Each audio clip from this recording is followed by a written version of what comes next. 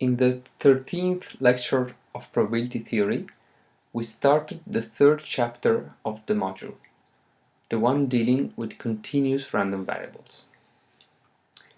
We first gave the definition of a continuous random variable by introducing the real valued function f called the probability density function. We then looked at some properties of a continuous random variable, noticing in particular that the inclusion or not of the equal sign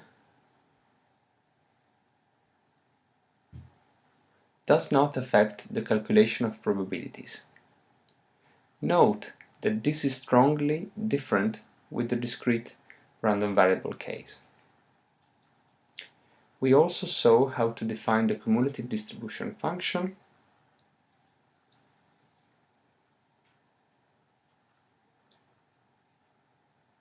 and why the probability density function is nothing but the first derivative of the cumulative distribution function. We then gave the definition of expectation, expectation of a function, and variance of a continuous random variable.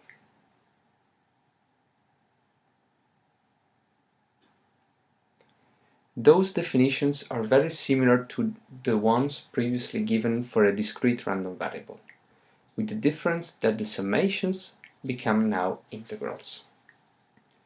Note that all the properties and corollaries obtained for the expectation and variance of a discrete random variable do also apply for continuous random variables. Finally, we considered the first specific case of continuous random variable, the uniform random variable. We demonstrated that its probability density function is a proper probability measure, that is, it satisfies Kolmogorov's axiom 1 and axiom 2. We then computed its expectation and variance.